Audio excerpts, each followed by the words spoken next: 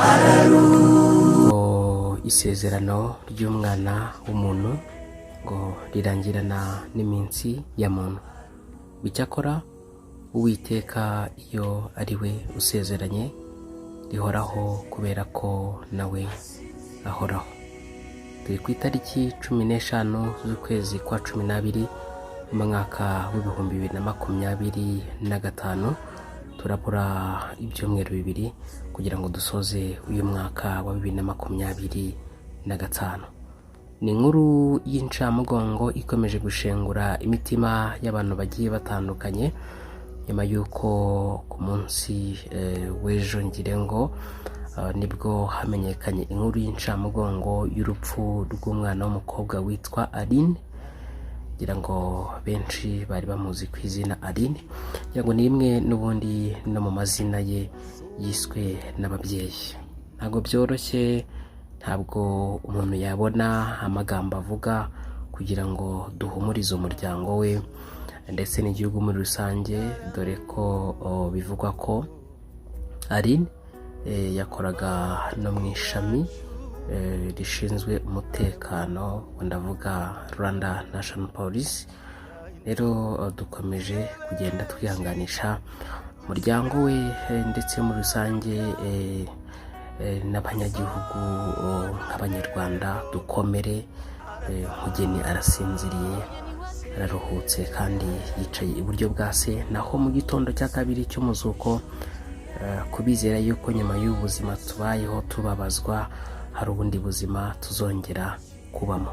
Ndakubwira abantu nkababwira ngo abazima bazi ko bazapfa ariko abapfuye ntacyo bazi. Yandi magambo, kuba ngewe nawe tuzi neza ko tuzapfa n'amahirwe tubonye yo gutunganya ibidatunganya, kubera ko Yesu we nubwo atinze, urupfu rwo ntirutinze, ahubwo ruratwegereye kuruta imyambaro twambaye. Rero twanganishije umuryango we, mukomeze gukomera kandi Aline aruhukire mu mahoro.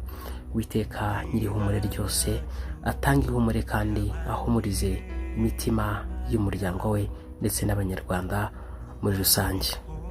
Ni mu gihe benshi bakomeje kugenda bibaza icyaba cyateye urupfu rwa Aline, ngira ngo turaza kugenda tubigarukaho muri iyi nkuru. Ariko kandi niba ari ubwa mbere ugeze ahangaha, nakurarikiraga gukanda kuri subscribe nurangiza ufungure n'inzogera kugira ngo n'ubundi tujye dukomeza kugenda tubana amakuru n'ibiganiro tugenda tubagezaho umunsi ku wundi. Mu by'ukuri ni impanuka ubona ko yari iteye ubwoba cyane. Amakuru anavuga ko yagonzwe n'imodoka ya hoho, nk'uko bigenda bitangazwa na bamwe mu bantu bagiye batandukanye, by'umwihariko ku mbuga nkoranyambaga bagiye bakomeza kugenda batangaza amakuru y'urupfu rwa Aline. Ngira ngo ku munsi w'ejo ku itariki 14 z'uku kwezi nibwo hamenyekanye inkuru y'incamugongo y'urupfu rw'uyu mwana w'umukobwa, ariko bikavugwa ko nyine yitabye Imana azize impanuka. Twabashije kugenda tubona imodoka yari arimo yarahombanye. Mu by'ukuri ni impanuka wabonaga ko iteye ubwoba, ariko benshi bagakomeza kugenda bagira bati izi modoka za hoho zikomeje gukura imitima abanyarwanda. Ese izi modoka nta kuntu bazigenera umuhanda wazo, kubera ko ngo ni imodoka zikunda gushyirwa mu majwi ko ziri muri zimwe mu zitwara ubuzima bw'abantu cyane. Rero kugeza kuri ubu ngubu twebwe amakuru dufite nuko bitangazwa bikanavugwa ko nyine uyu mwana w'umukobwa yazize impanuka y'imodoka. Hanyuma ubwo wenda abandi bafite amakuru yisumbuyeho wenda mwayatugezaho, gusa twebwe tubagejeho amwe mu makuru twagiye dukura ku mbuga nkoranyambaga zigiye zitandukanye ndetse n'amwe mu makuru y'inshuti za hafi ze.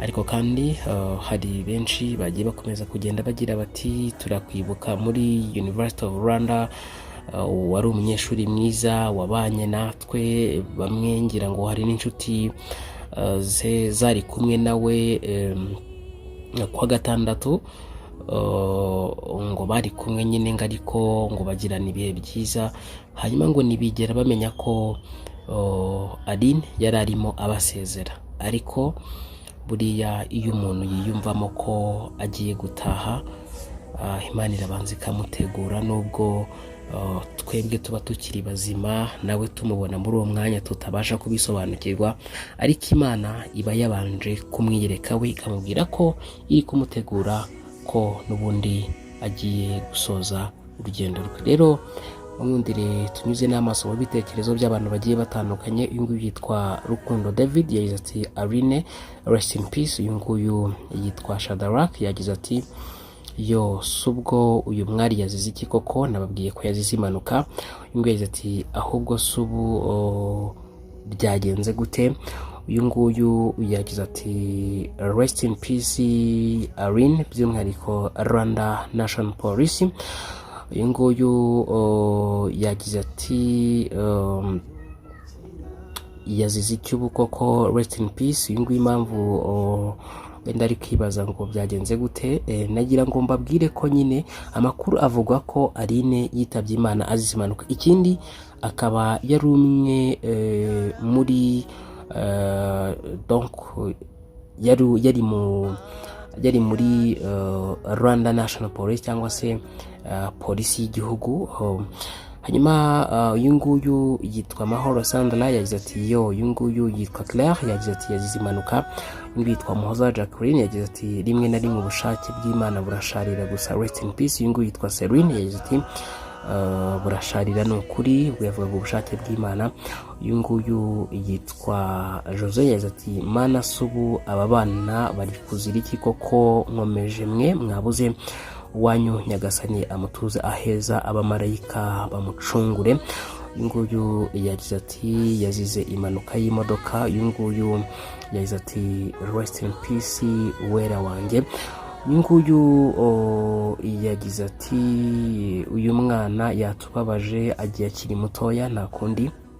Uyu nguyu yagize ati ayiwe rest in peace. Ngira ngo amazina ye bwite yitwa niba ari uwera nde, ariko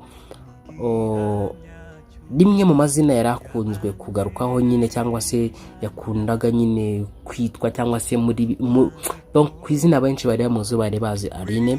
Uyu nguyu yitwa Gentil yagize ati ngwino dufatane mu mugongo nanjye mu kanya ndajya gushyingura. Uyu nguyu yitwa Jackie yagize ati may hustle rest in paradise. Uyu nguyu yagize ati Imana niyo izi agahinda dusigaranye, Aline mushuti wacu rest in peace. Uyu nguyu yitwa Bwiza Emelance yagize ati rest in peace Walk Mesa. Uyu nguyu yagize ati rest in peace. Uyu nguyu yitwa Dania yagize ati Mana yanjye Imana ikwakire mu bayo. Uyu nguyu yagize ati Mana we. Uyu nguyu yitwa Ezekiel yagize ati kwa kwezi nanga kwaje. Uyu nguyu yitwa Amin yagize ati rest in paradise. Uyu nguyu yitwa Celestin yagize ati uyu si umupolisi nabonye bamupostinze kabisa, yego yabaga muri Rwanda National Police. Uyu nguyu yagize ati mbega DC iruko ridashira. Uyu nguyu yagize ati birababaje kandi biteye agahinda. Ngira ngo ibitekerezo by'abantu bigiye bitandukanye ni byinshi mu nkundire nsoreza aha ngaha, ariko by'umwihariko dukomeje kwihanganisha umuryango we ndetse na Rwanda National Police cyangwa se polisi y'u Rwanda ndetse n'abanyarwanda muri rusange. Dukomeze kwihangana kandi dukomere. Mu gitondo cya kabiri cy'umuzuko tuzongera guhura n'abacu basinziriye.